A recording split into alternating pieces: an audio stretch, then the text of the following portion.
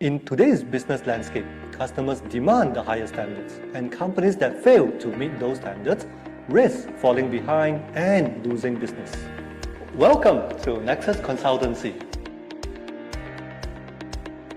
We have dedicated over 15 years in helping businesses to implement ISO management systems for improved quality, compliance, operational excellence, and customer satisfaction. Our company's purpose is simple, which is to empower business and people. Our team of experts work closely with our customers to access their needs and create customized solutions that meet their specific requirements. We conduct thorough audits and evaluations to identify areas for improvement and help our customers implement changes that drive success. Our consultants have extensive experience and serve over 2,000 customers, and we stay up to date with the latest industry trends and best practices. Whether you're a small business just starting out or a large corporation looking to improve your operations, Nexus Consultancy is here to help you optimize your operations, increase profits, and achieve your business goals.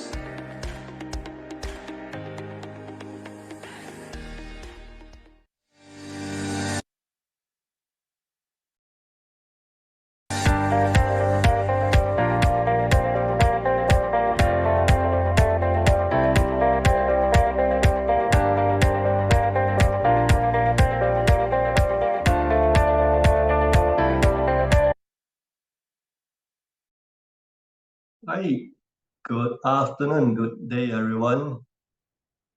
Let's move this a bit.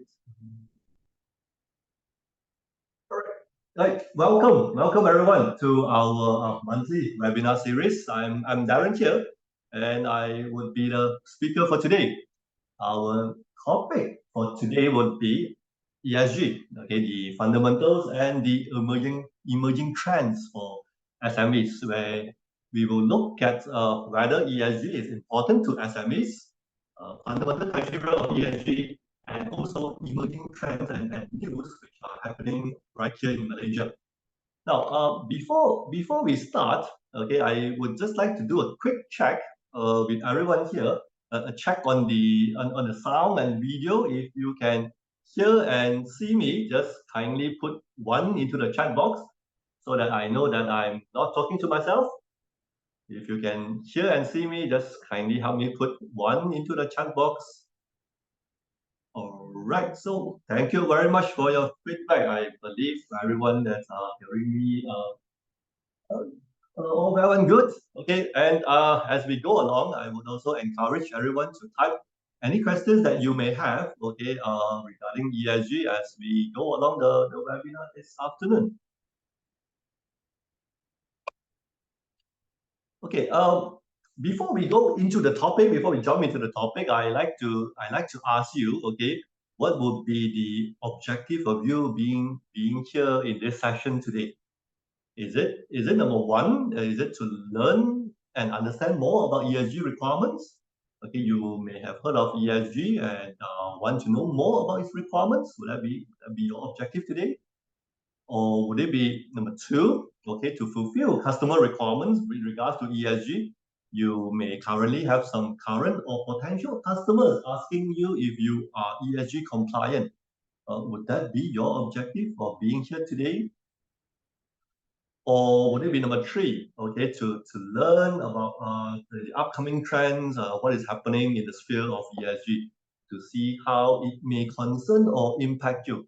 Would it be number 3? So what would be your objective? Okay, which one is applicable to you? Would it be 1, 2, or 3? Or some is all 1, 2, and all 1, 2, and 3. Yeah. All right. So some is 2, some is 1. Or if you have any other objective that you would like to achieve today, do let us know as well. Oh, so 1 and 3, it's 1, 1, okay. Thank you very much again for your feedback. Let's hope that the session today will be able to meet your objective. So let's jump in. Okay, a quick introduction. Okay, what is ESG? Of course, everyone knows. In short, it is It is an acronym, okay, for environmental, social, and governance. ESG takes the holistic view that that sustainability extends beyond environmental issues. ESG is best characterized as the framework that helps stakeholders understand how an organization is managing its risks and opportunities relating to environmental, social, and governance. Okay, while the term ESG is often used previously in the context of investing, still are of course right now, but stakeholders right now not just confined in the investment community, but also have expanded to customers, suppliers, and employees. All of them, okay, are increasingly interested in how sustainable an organization operations are. I suppose the next question would be, is ESG applicable to SMEs? Is ESG applicable to SMEs? If you are in the SME business and not sure if ESG would impact you or not, I would like to share with you a report by the Alliance Bank Malaysia Berhad. Okay, this is a survey done in collaboration with the United Nations Global Compact Network of Malaysia and Business, as well as together with the SME Corps of Malaysia. Now, this report provides insights into the collective views of local businesses and SMEs on the adoption of ESG practices and its significance to business resilience. Now, based on this report that surveyed 610 SME companies in Malaysia, so we're talking about Malaysia's context, okay, it was found that number one, okay, sustainable practices can improve SME competitiveness. It will also improve brand reputation as ESG becomes increasingly important to customers, to investors, to regulators, and to suppliers, and to the companies. Number two, okay, this report found that this survey found that implementing ESG unlock new business opportunities, tap into supply chain opportunities. It is relevant to companies that do export to countries like the EU countries, United States, or the Asia Pacific countries. Number three, okay, implementing ESG can help generate profits, okay, while saving the planet by improving efficiencies, improving customer loyalty, and enhancing long-term sustainability of business.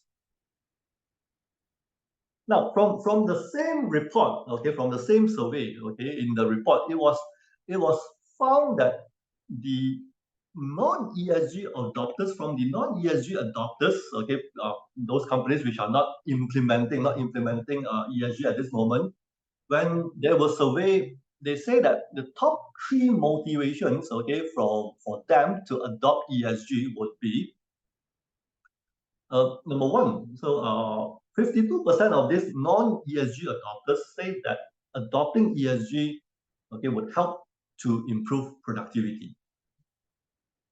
Number two, okay, 50% of the non-ESG adopters said that adopting ESG would help meet market demand.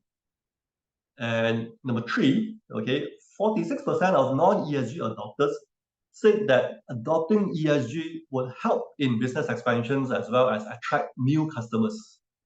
Now, these are what the current non-ESG adopters think about how ESG would benefit them. Then, what about ESG adopters? What did they say, okay, about implementing ESG? So, existing ESG adopters that were being surveyed, okay, these ESG adopters say that the top 5 benefits, okay, of them implementing ESG are the first benefit. 41% of these ESG adopters that were surveyed said that they gain more awareness among customers. Having an ESG program in place helps boost brand recognition and promotes brand loyalty. Today's customers are increasingly aware of ethical spending, and care more about what a company does to support sustainability. SMEs that have taken steps to meet sustainability concerns, having an ESG program in place, have been known to attract more customers. Number two, okay, the second benefit, 39% of this ESG adopters survey said that they achieve cost savings. By implementing an ESG program, SMEs can track key metrics like energy consumptions, like water consumptions, waste management costs, and raw material usage. 应该是这边的 setting 啊。This tracking ability, okay, is a prerequisite for companies to plan programs, okay, that will be able to help them improve efficiency, which will lead to reduced costs associated with energy and water usage, as well as waste management. Number three, the third benefit, 39% of ESG adopters surveyed, okay, said that their profits, okay, improve. Their profits improve by implementing ESG. How wonderful is that? In addition to improving cost management, ESG programs also allow for operational efficiency, less exposure to fines or penalties, better risk management, and also improve innovations. Take for example, when a company goes green, okay, like moving into digital copies or using recycled packaging materials, improving waste management, or making energy efficiency upgrades. Okay, it will lead to savings, which would, of course, means more profits. The fourth benefit, okay, 34% of these ESG adopters surveyed say that they now have better risk management. ESG practices also contribute to the long-term resilience of SMEs. By identifying and mitigating environmental and social risks, businesses can avoid potential disruptions. What kind of disruptions? For example, disruptions that may be due to climate change, example floods. Okay, so by mitigating risks like this, it can help prevent production delays, it can help prevent revenue losses. And lastly, the fifth benefits, okay, 33% of this ESG adopter survey said that their revenue have increased. Revenue increase. By having ESG program, now the SMEs now are able to gain more visibility, gain more trust, gain more loyalty from their customers as well as new potential customers, hence increasing their revenue. So these are benefits, okay, mentioned by the the current ESG adopters. Okay, so it is recognized that ESG, okay, benefits are very notable as stated here. 58% or roughly 3 out of 5 companies which are not implementing ESG at this moment have now expressed interest in adopting ESG practices for their business benefits. So moving forward, okay, companies that do not comply with ESG, okay, may risk being cut out from their supply chain or even from their markets. So that's how important ESG now has become, okay, in the market today.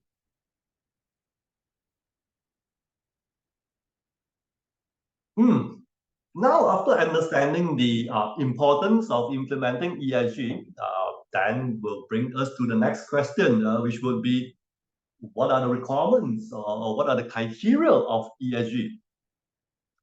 There are a growing number of ESG reporting frameworks and rating agencies, okay, throughout the world, all of which have evolved from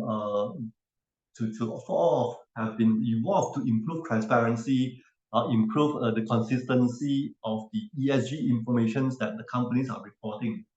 Okay, I mentioned frameworks. Okay, so frameworks, for example, GRI or the Global Reporting Initiative, frameworks like, for example, the Bursa Malaysia Sustainability Reporting Frameworks. Okay, or some of your customers also may be requesting you to comply with certain standards. Okay, for example, SEDAX or RBA or BSCI.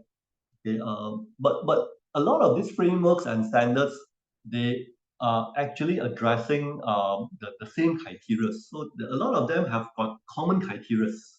So what are we going to do today is that to look at some of these common criteria addressed in these standards or frameworks, that those that will be relevant to the SMEs. All right, so we're going to do that today. Let's begin with the environment.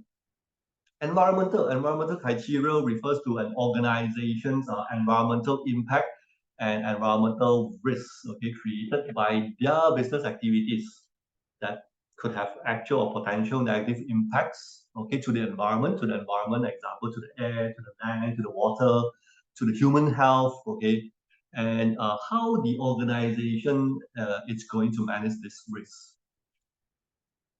So when we talk about environmental criteria, it would include waste generation. Okay, so every companies, every business would generate waste.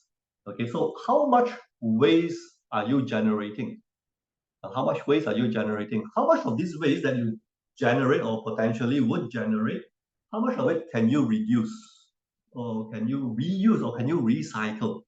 How much of the waste can you reduce, okay, or prevent, okay, the waste generation?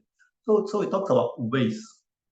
Now, when we talk about waste, another important thing that we need to talk about would be the scheduled waste.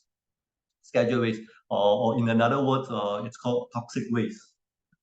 I believe probably some of you or many of you have heard about scheduled waste. What are scheduled waste? For example, if we were to do painting, okay, so we buy a can of paint and we paint, and then after we paint, after consuming all the paint, then what is left? The empty paint container, right? The empty paint container is an example of a scheduled waste. So similarly, empty oil containers and empty chemical containers, those are scheduled waste. Or if you're operating machines, okay, and the machine leaks oil or leaks diesel, um, or leaks the lubricant, okay. So if it leaks, then what would you do? You will take a cloth and wipe it, right? So when you take your cloth and wipe it, the cloth will be contaminated, right, with the oil. Okay, so this cloth has now become a scheduled waste as well. Okay, so these are examples of scheduled waste. Can we throw scheduled waste into the general waste bin? The answer is cannot. Okay, we cannot throw scheduled waste into the general waste bin. So how should we dispose scheduled waste? In Malaysia, we have a legal requirement for that. It's the environmental quality schedule waste regulation. So for any companies, any business that generates schedule waste, you would need to notify DOE, okay, that you are generating this schedule waste. So what type of schedule waste you generate would be what you need to report to DOE, Department of Environmental. So you report, you notify them, okay, that you are generating. So when you generate, okay, then you cannot dispose in general waste bin, right? So when you dispose in a schedule waste bin, okay, so you prepare schedule waste bin, prepare the schedule waste bin, put the schedule waste label onto the bin, then you start generating schedule waste and you throw in, right? Then you throw in, you throw in, it will keep accumulating, okay. So how much have you accumulated? You also need to prepare the inventory. Okay, that is also in the legal requirement. You need to prepare inventory. How much schedule waste have you generated? So you start generating and you start throwing into the bin. And how long can you keep this waste in the schedule waste bin? You can only keep up to 180 days, or not more than 180 days, or not more than 6 months, or not more than 20 metric ton. So whichever comes first. If it's 180 days already, you haven't achieved 20 metric ton, you need to dispose. If you have achieved 20 metric ton already, you need to dispose. Okay. So how to dispose? You need to engage licensed contractor to dispose. Okay, so that is licensed contractor. License with who? License with the DOE, Department of Environmental. So you need to engage them, okay, to come and help you to dispose. When you dispose, there should be a consignment note. Consignment note should also be submitted to DOE, okay, evidence that you have disposed the scheduled waste according to requirements. So licensed contractor will come, take the waste, go to their premise to treat the scheduled waste, okay. So on the way, okay, take from your office, from your factory, or from your premise, go to their premise. On the way, maybe the scheduled waste may spill on the road. So if it spill on the road, then how would you clean up? Or how can it be cleaned up? How? So that should be documented somewhere. So that should be documented in what we call a waste card or a 7 schedule in accordance to the schedule waste regulation. So that should be made available as well. So these are examples of schedule waste. So when we talk about how to protect the environment, okay, what kind of environmental criteria? So we are talking about waste generation. How much waste are you generating? General waste, okay, and also schedule waste. And if you are generating schedule waste, how are you managing the schedule waste in order to prevent or protect the environment, prevent pollution or protect the environment? Okay, so that's waste generation. So this is among the criteria in environment. Okay, waste generation. Next would be pollution. Okay, so commonly addressed would be in the standards or in the frameworks are pollution. Pollution. So let's take for example, if this is I'm just drawing. If this is your premise, okay, if this is your premise, okay, what kind of pollution may you potentially generate? Okay, so you may be, okay, you may be releasing smoke into the air, okay, so you may be polluting the air, okay, or you may be discharging this wastewater into the longkang, into the drain or into the river, okay, so you may be polluting the water, okay. You may be generating noise, okay. Okay, your factory or your premise, okay, you may be generating noise and the noise may be polluting, okay, the neighbor, okay, may be polluting the environment. So noise pollution, okay, and of course you may be dumping waste into the land. So that would be the waste generation. So polluting the land. So these are examples of pollution that needs to be controlled. Okay, and how are you controlling them? So this would be among the criteria, okay, to look out for. Prevent air pollution, prevent water pollution, prevent land pollution, prevent noise pollution. So that's about pollution. Now this one, I think most standards, most frameworks, okay, would touch on this. Greenhouse gases emissions. Okay, what are greenhouse gases? Okay, greenhouse gases are those gases that are trapped, okay, in the atmosphere. Okay, what are they trapping? They are trapping heat. Okay, gases that trap heat in the atmosphere. They are called the greenhouse gases. Okay, for just okay, just drawing. Okay, you heard of climate change? Okay, so this is what I'm drawing here. This is the sun. Okay, so sun emits the sun ray, right? Okay, emits the sun ray. So last time, okay, before this, before we have this layer of greenhouse gases, okay, the sun ray, okay, will be able to be reflected back to space, okay, will be reflected up, okay, of the atmosphere. Okay, so therefore the sun ray, the heat that comes into our atmosphere will be reflected back out to the space. Okay, that was last time. But now, right now, okay, because of industrialization, okay, because of uh, development, economic development, okay, because we have more and more cars, okay, more and more cars that are emitting smokes, okay. So now, okay, because of all these activities, we are generating more and more smokes, okay, more and more gases, sorry, more and more gases, okay, and these gases actually traps all this sun ray or sunlight or the heat from the sun, okay, traps it within this layer. So therefore, our Earth becomes more and more hotter, okay, because of this trapped heat over around these greenhouse gases. Okay, greenhouse gases are, for example, carbon dioxide, carbon monoxide, methane, CFC. CFC is banned now, but previously CFC are those gases that is being used in the air conditioners.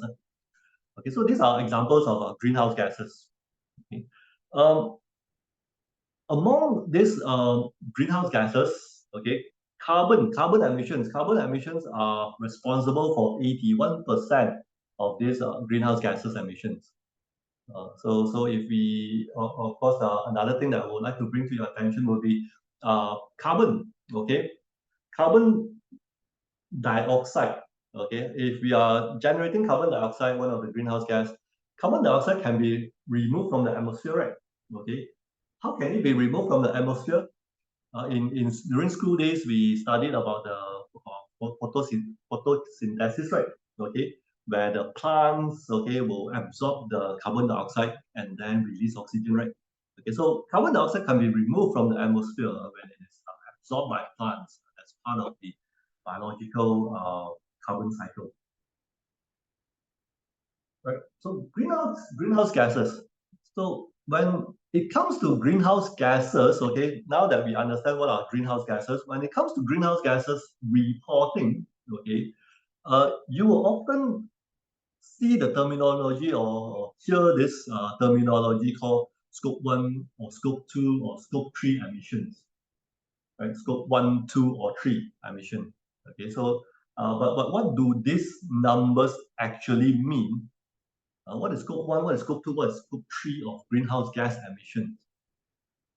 Now, in order to take action to reduce emissions, we need to first understand, okay, where are the source of these greenhouse gases, right, in the first place. So what is scope 1, 2, and 3? Scope 1. Scope 1 are those with the direct emissions that are owned or controlled by an organization. Okay, for example, okay, if a factory has got a boiler, if your factory has got a boiler and you are using a fuel, okay, to operate that boiler, okay, so when you burn, smoke will be discharged, right? It will emit smoke through your chimney. So your organization, your factory would be emitting smoke. So that is in your control. That will be scope 1. Scope 2 are emissions that a company causes indirectly. Example, when you use electricity. When you use electricity, okay, how do you know in Malaysia, how do we generate electricity? How do we generate electricity in Malaysia? Especially in Peninsular Malaysia. We generate electricity by burning coal, right? By burning coal, arang batu, okay, by burning coal. So when the TNB, okay, generate electricity when they burn coal, okay, of course, then there will be greenhouse gas emission, right? So when you use electricity, it will be indirectly causing the greenhouse gas emission, okay, by burning through the burning of the coal. So that is scope 2. Right? That is scope 2. Emissions that a company causes indirectly. Example, through the use of electricity. That will be scope 2. And scope 3, okay, would be the indirect emissions caused by the company's value chain. For example, when you buy raw materials, okay, then your supplier will use a lorry and send the raw material to you, right? So when the supplier use the lorry to send the raw materials that you order, the lorry, okay, will be emitting smoke, right? So that is indirectly caused by you, okay, through your value chain. So that is an example of scope 3 greenhouse gas. Right. So that is what it means. Scope 1, scope 2, scope 3. Okay. And having said that, you may also have heard of the term net zero emission. So what is net zero emission? The term net zero applies to a situation where the greenhouse gases emission are in balance with the emission reduction. So you generate how much, you reduce how much. Right? So that is at net zero, greenhouse gases are still emitted, still generated, but an equal amount would be removed from the atmosphere, resulting in zero increase in the net emissions. That's why just now I shared with you the photosynthesis, okay, where plants will absorb carbon dioxide, okay, naturally. So that is one example, okay, of how we can reduce greenhouse gases. So net zero can be achieved, okay, through a combination of emission reduction and emission removal. And net zero is one commitment that Malaysia is committed to achieve. If you have heard before, or if you heard about this, or if you know this, Malaysia is committed to reach net zero emission by year 2050. So that is Malaysia's commitment.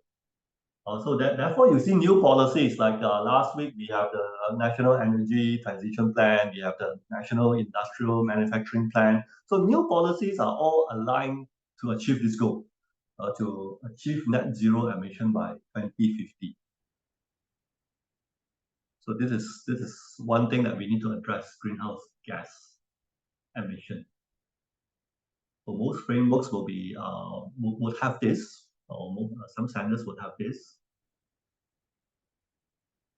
And another criteria in the environment would be the energy use, okay, consumption of non-renewable energy.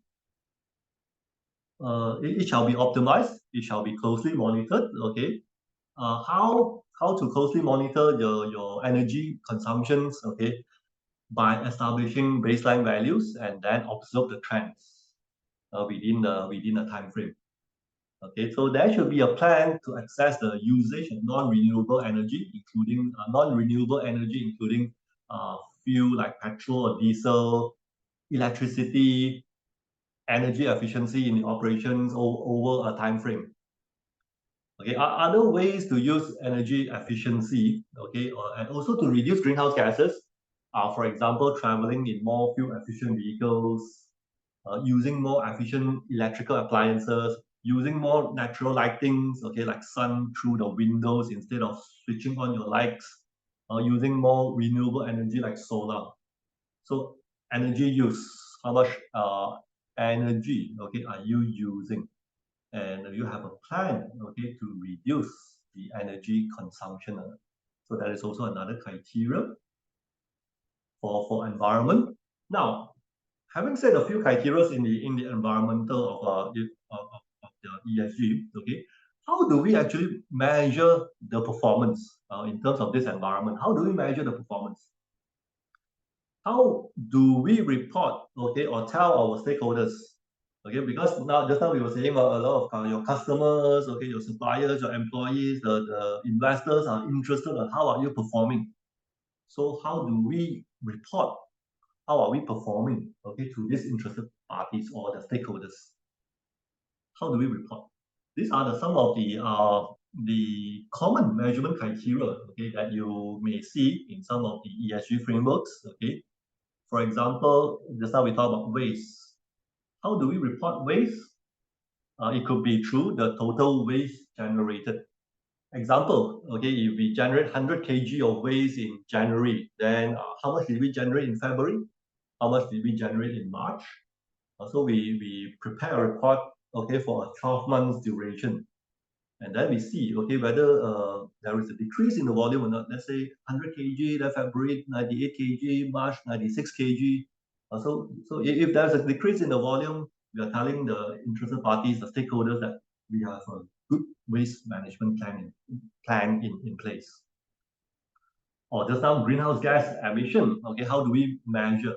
Okay, we measure by the greenhouse gas emissions that we emit out in metric tons, okay, in tons. Scope 1, Scope 2, Scope 3, how much greenhouse gas did we emit out? Or energy management, okay, how much energy are we consuming? How much, for example, how much electricity bill are you paying every month? January, how much? February, how much? March, how much? Also, we measure, okay, the total energy consumption. So we are preparing reports like this. Okay, so that's what it means by ESG reporting. We are preparing reports, okay, of the criteria relevant to your industry and then report it to the stakeholders. All right, so that's a little bit about the environment. So if you have any questions, do feel free to type it into the chat box, or we will attend or address to your questions when we reach the end of this sharing. Next criteria, okay, the social.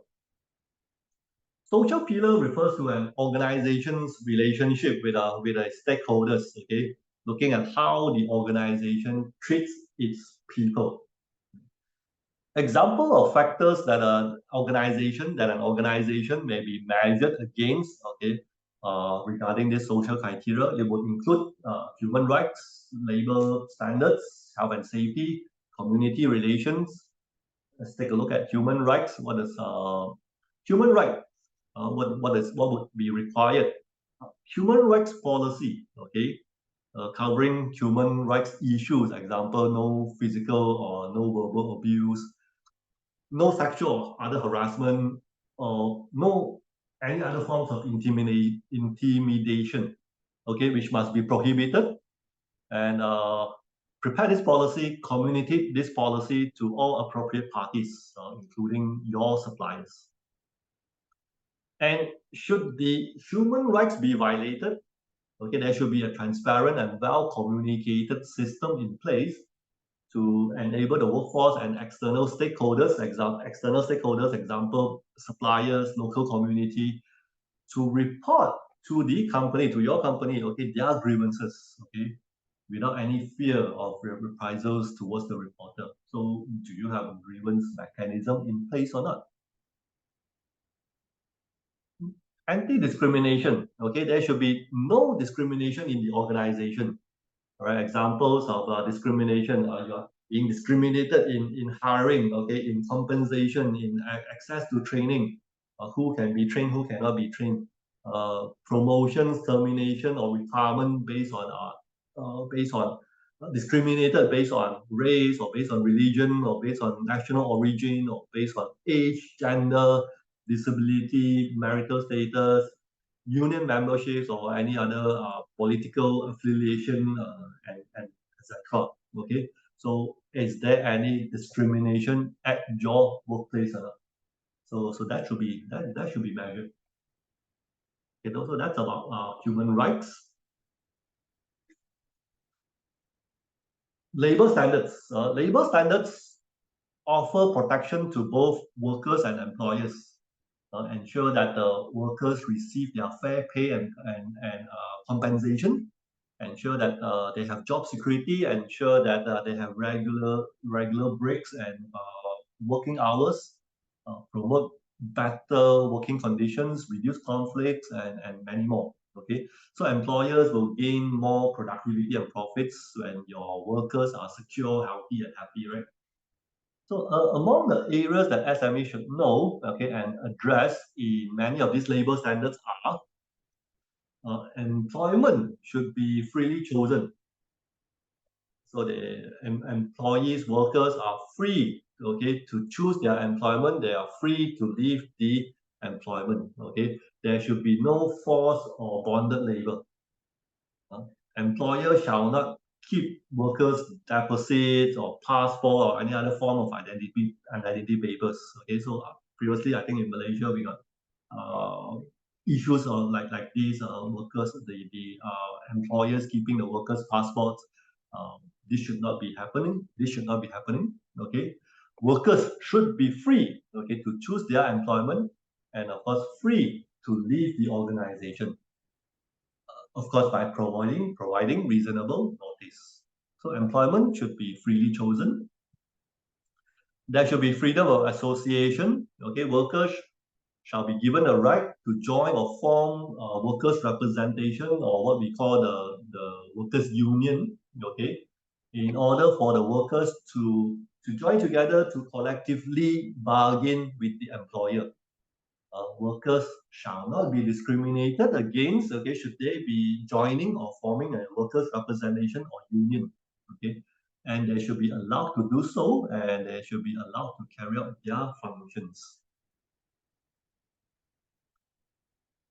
There should be no child labor. Okay, this is, I think this would not be an issue in Malaysia. Employers shall not employ child labor meaning those below the age of 15. Okay, so this will be in accordance to our national Children and Young Person Employment Act. So how do we know workers are below the age of 15 or not? We can do age checking during the hiring stage. Pay and benefits, minimum pay. Anyone knows what is the minimum pay right now in Malaysia?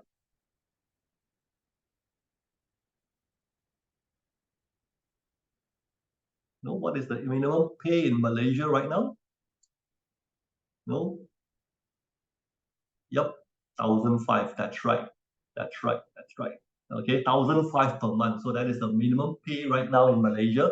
It was effective back in May 2022. So you should be able to comply to that. That's pay. Benefits. Benefits are example and overtime pay, rest days, public holidays. So those shall be in accordance to the Employment Act. Employer should have a clear documentation with workers, and workers shall be made to understand their employment conditions regarding pay, any deductions where applicable, and their benefits. Working hours, okay, working hours, we have to comply with the working hours as stated in the Employment Act.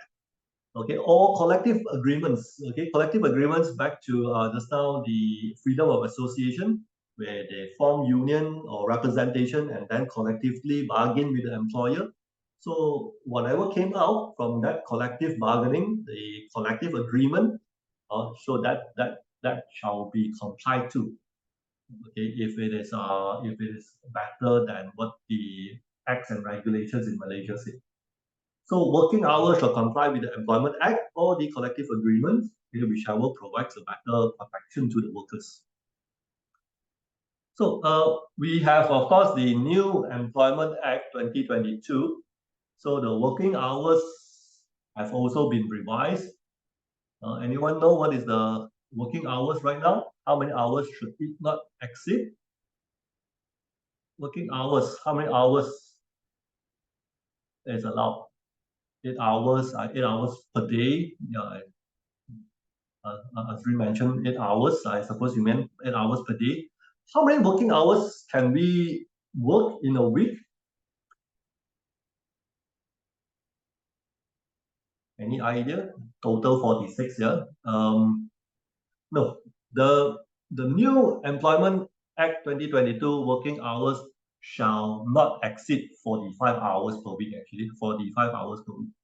So any overtime above these working hours should be paid in accordance to the overtime rate, and it shall be voluntary.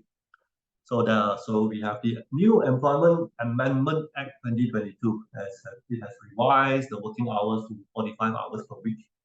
So anything more than that is considered overtime. So overtime will be paid using the it will be paid in accordance to the overtime rate. All right, so that's the labor, health and safety. We're talking about another requirement. We're talking about the health and safety working environment, whether the working environment is healthy. The employer provides a healthy and safe working environment to the workers or not. Is injury and ill health are being prevented at the workplace or not? Did you eliminate or reduce, okay, these hazards at the workplace or not? So working environment. Welfare, for example, do you provide clean toilets? Do you provide clean drinking water, sanitary facilities, sitting bench, first aid box? So this one can refer to factories and machinery safety, health and welfare regulation. Do you provide health and safety training to your workers? Do they know how to work uh, in a healthy and safe manner? You complying to the Malaysia Occupational Health and Safety legal requirements? They are quite a number. Okay, example, Occupational Safety and Health Act. The new one coming will be 2022 Act 2022 Occupational Safety and Health.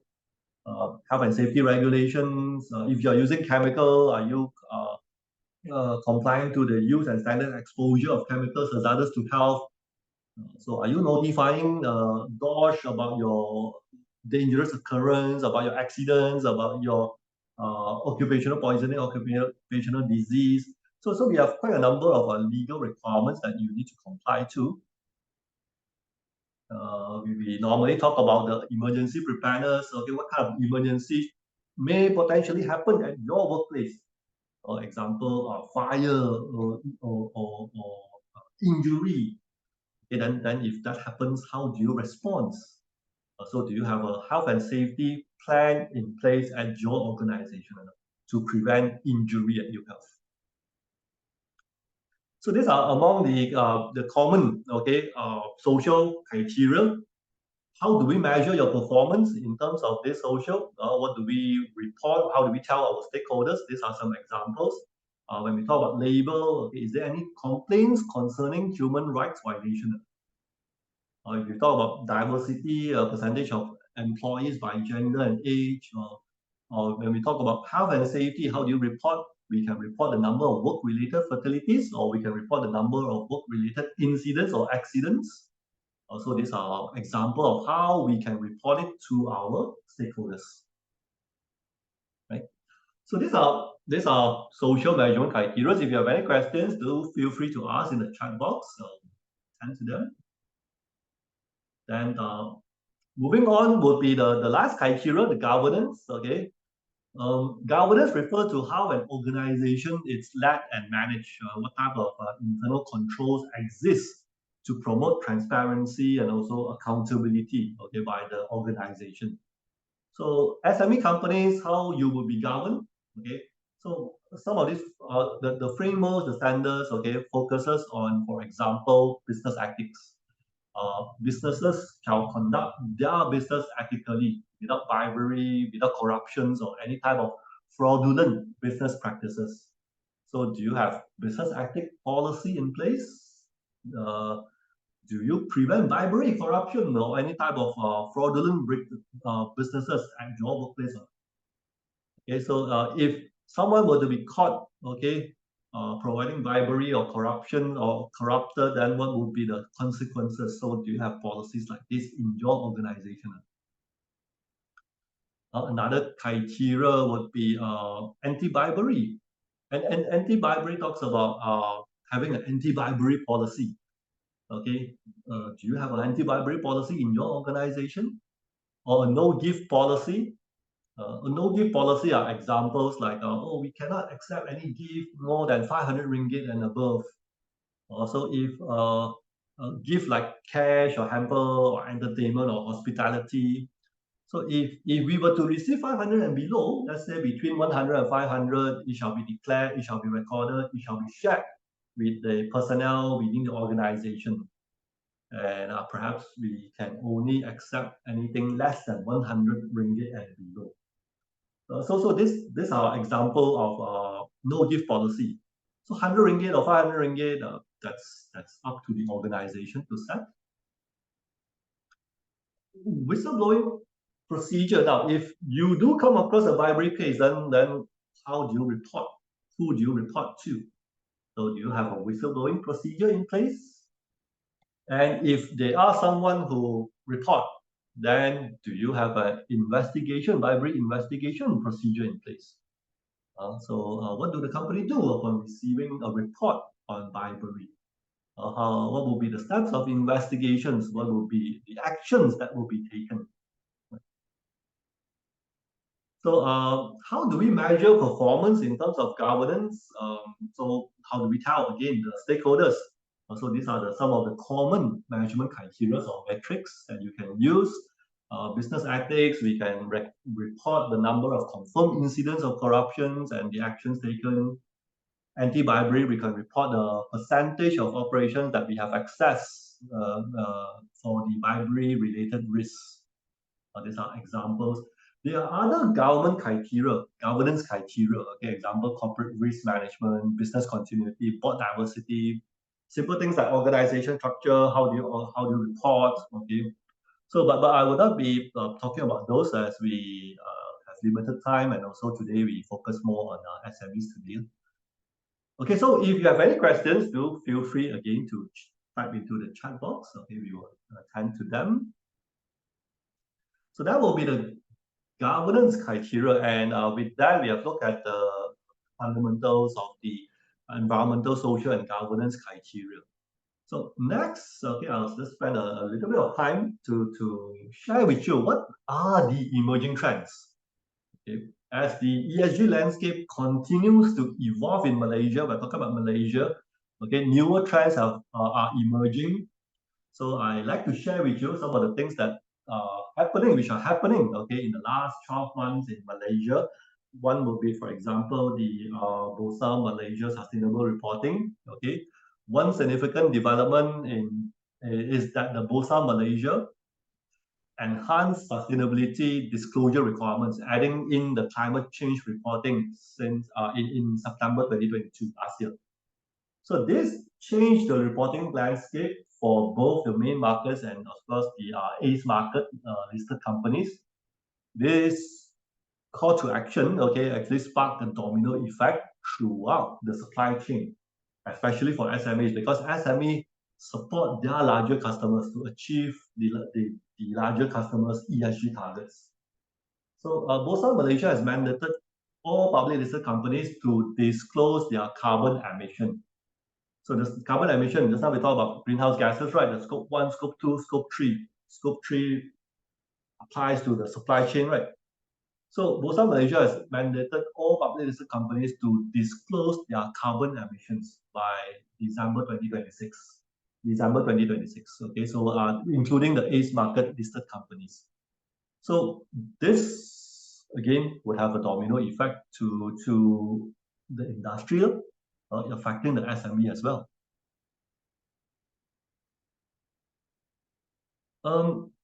In April this year, 2023, okay, there was a news saying that Malaysia will launch the ESG framework by year end. So Malaysia government announced that it will introduce a framework on ESG standards by end of this year, 2023. This framework will aim to assist SMEs in relation to funding and capacity building to support the transition to renewable energy.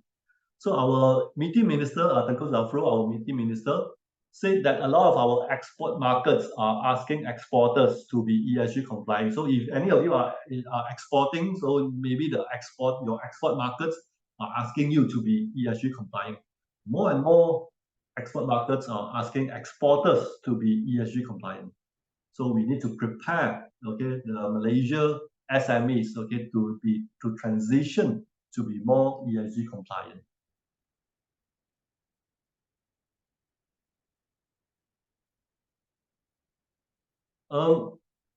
In the June this year, okay, MITI said that they will be launching the National Industry ESG Framework by September. So we are now in September, okay.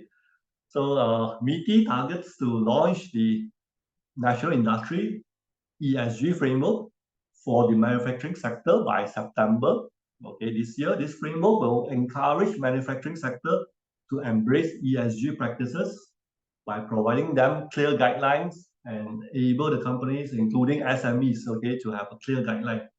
Also, one of MITI goals would be to increase the number of SMEs in the manufacturing sector to be reporting on their sustainability performance, ESG performance. So their target is actually to increase to 60% of SMEs, manufacturers, reporting the ESG sustainability, their ESG sustainability by 60% by year 2030. So now only 16% are reporting their ESG performance, MITI wants to increase it to 60 by 2030.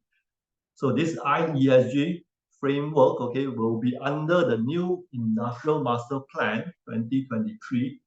And of course, we have the new Industrial Master Plan, okay, released on the 1st September 2023, last Friday, okay. So last Friday, Malaysia released NIMP 2030. So one of these goal would be to enhance ESG practices in Malaysia's manufacturing sector. Okay, so this is meant to de-risk the economy, okay, against ESG factors, increasing Malaysia effectiveness as an investment destination, okay, for Malaysia exporters to continue to access to ESG sensitive markets, export to ESG sensitive markets. One of the mission of MIMP, okay, is of course to also push for net zero carbon emission. So these are the things happening, okay, these are the trends, these are the things happening, okay.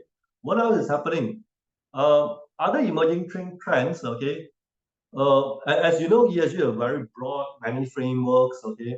They are if public listed companies, they are implementing Bursa sustainability reporting. Very common in Malaysia companies, those that are reporting ESG, they are using GRI, founded by the US or Task Force on Climate-related Financial Disclosures, okay. Now, there would be a new framework that emerged specifically for SMEs, the Simplified ESG Disclosure Guide for SMEs, SEDG. Okay, now, this one is still new, okay, established by Capital Markets Malaysia, which is an affiliate of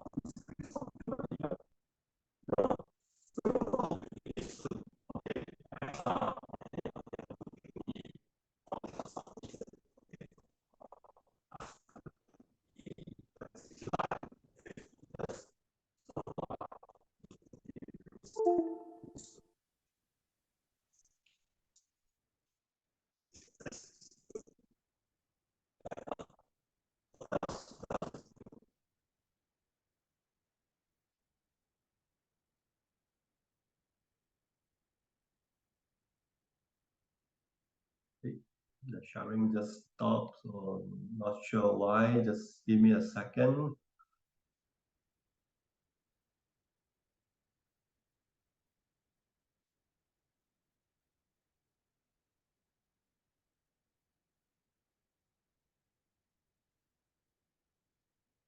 Just give me 1 second, yeah.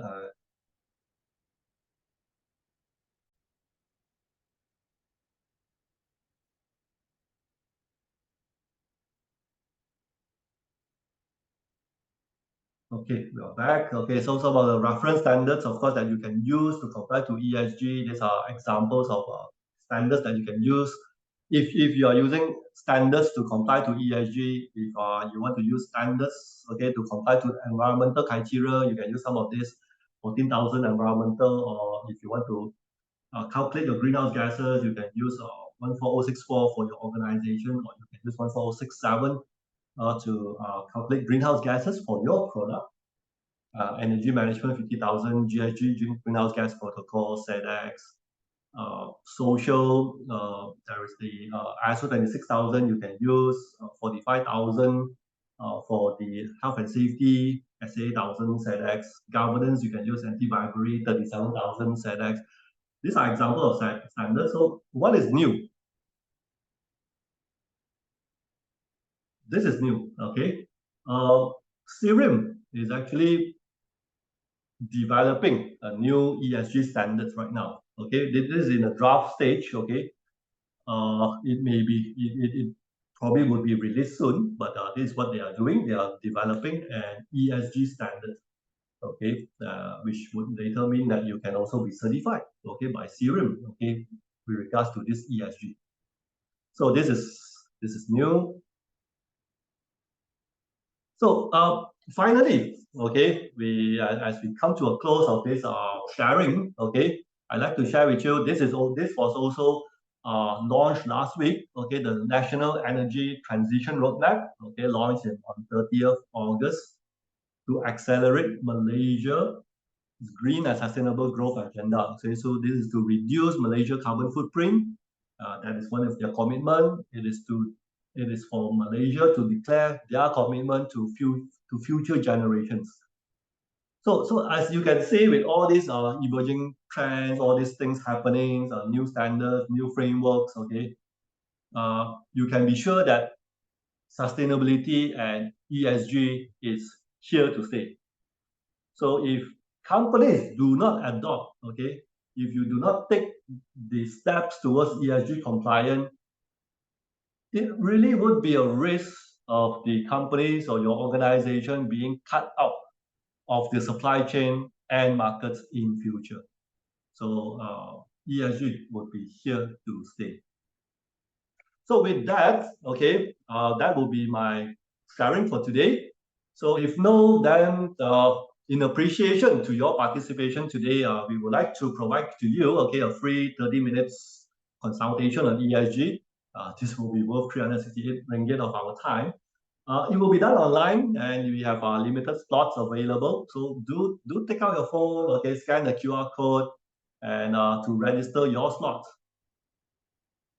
Okay, so scan the QR code, register your slot, and I will arrange for the free 30-minute consultation with you to discuss any questions that you may have regarding ESG. For example, just now, how can we establish a anti-corruption risk procedure? We will be glad to discuss that with you during this free 30 minutes consultation.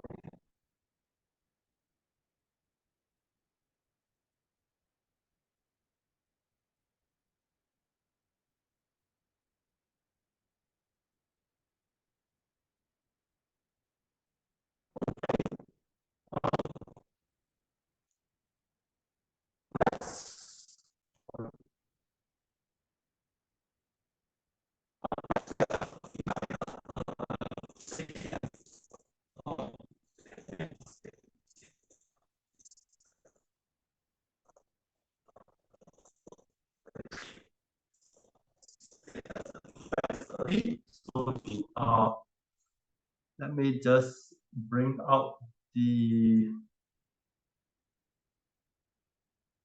runner. Let me just type the link, okay, into the chat box so that you can register now.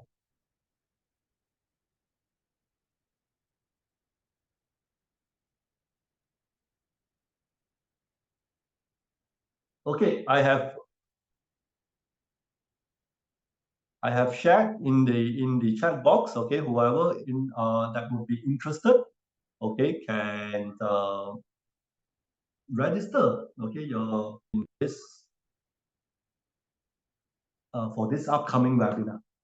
And with that, thank you very much for joining us today, everyone. Thank you very much. I hope that it has been beneficial to you, and hope to see you all again soon. Thank you very much.